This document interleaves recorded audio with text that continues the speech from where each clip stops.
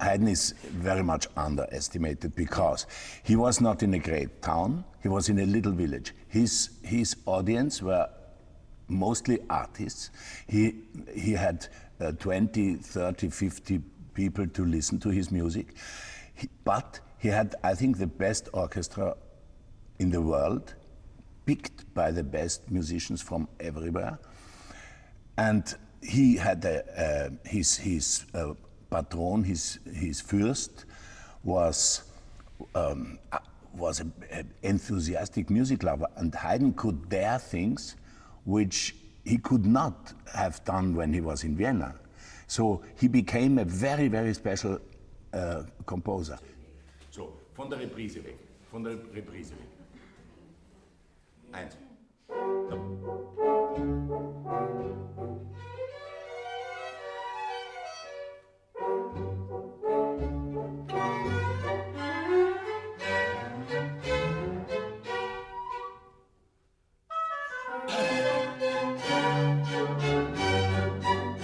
Den kriegt's hier.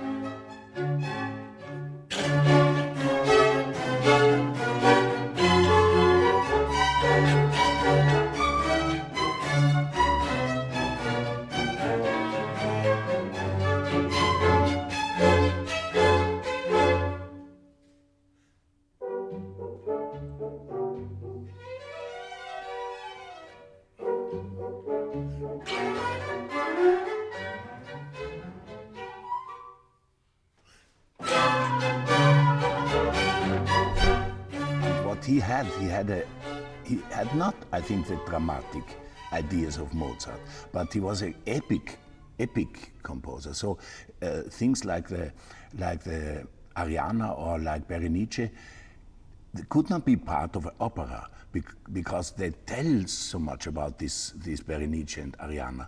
It's a different approach, but in its way, it's the same great composer as Mozart. Yeah, this is what I believe. Yeah, and the fusion between the text also, which is, I mean, he's used this Berenice scena of Metastasio, and then this fusion between the forza poetica of Metastasio, yes, and then the forza drammatica musicale of Haydn. I think this is also. I think so that the great poem, the great poetry of this, and the musical poetry of the what the instruments say in between, and the way he uses the voice. Either his kind of recitativo is very personal, I think. Yeah. And then you find always, even in such terrible scenes like Berenice's or Arianna's, you find a great deal of humor. I think Haydn was the most humorous of all classical composers. Yeah, yeah. He was taking risk also, a lot yes, of risk too. Yes. Yes. He did not run away from danger. He loved danger. 53. Vieni, vieni, oh. Ohne Ansatz bitte. Prego. A tuoi lacci.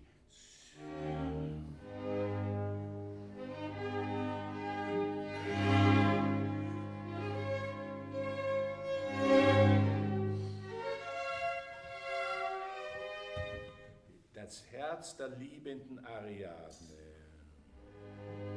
Das ist das Herzflimmern. Che t'adora Costanze. Stringi. Stringi. Ja, ich gebe ein Achtel. Das habe ich mit dir ausgemacht. So I did some years ago the Arianna with the pianoforte, and then recently with the fortepiano. And now with the orchestra, I think is a new dimension of the piece. So, and as we said during the rehearsal, I mean, certainly this piece was made for an orchestra. The idea. The idea. Yes. Yes. But and now I realized then. And does it change the tempi? No, but I think it's become the mood. The mood is yes, change a lot. Yes, and we can see the scenario is more clear. I think with the colors with the colors. Yes. Yeah. For instance, there is this moment when Arianna is looking for Teseo and she's going to the up to the rocks and down, poco da meno, this all these recitativi accompagnati. I think it's one cannot. He imagined that already when he wrote it in the piano with instruments. But I would be interested how he would have instrumented it, maybe with winds and horns, clarinets, flutes, could be. Could be with, yes. Con nodo più tenace e più bella la face, splenda del nostro amor. Es können die Passettörner kommen. Nicht neckisch, seufzen. Soffrir non posso, d'esser da te difficile in un sol istante. Die Passettörner sollen kommen. Nicht neckisch. Di vederti occa. Diminuendo, immer ein bisschen weggehen. Mi strugge il desiderio. Why you think then Haydn, people think, oh, but he's not a composer. Why this was changed during the siècle? I think it has a great deal, it has to do with the way it is performed.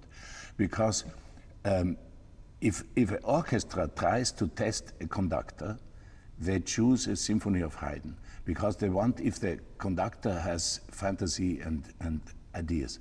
If a conductor tests an orchestra, he chooses Haydn because it is very difficult to play. You must know a lot about wit and about all these things. And I think it is very difficult to sing also, because he writes a greater tessitura than any other composer. His sopran parts go higher up and lower down, and his tenor parts reach a high C when no tenor in the world sung high Cs, and low Bs and bass parts. So I think he was very difficult to play, and he is and was played very and sung very dull. And one cannot blame him for dull performance. A great composer has to have great performances. Yeah. So, spielen wir die Dove Song. Yeah? Do you want the fifth Dove song more like in the cloud, and the second one? I think so, because you get a very strong tadam from the orchestra, so you wake. Okay. You wake up. Spielen wir nochmal diese vier Akkorde, ja? Dies, also wie halt der 24.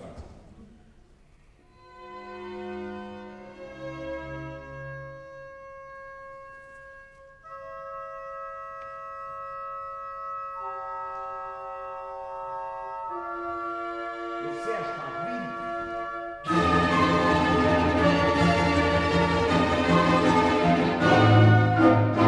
Dove sono? Qual confusa forma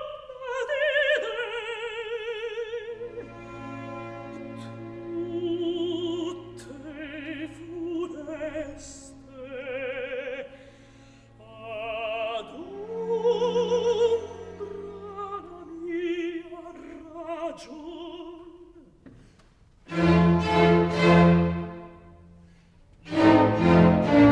Vecco Demetria, il vecco che in atto di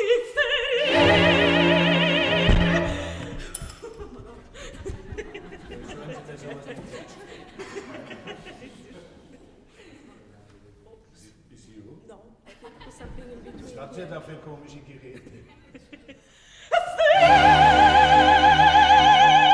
Fermati!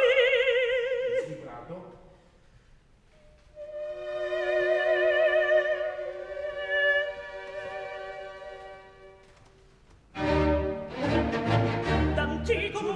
schon wieder so lieb.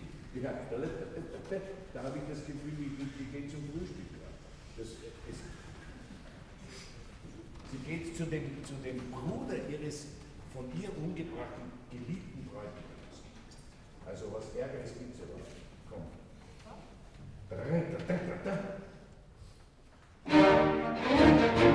D'Antigono io sarò, il core ad un tavolo giorni fe, e dirò che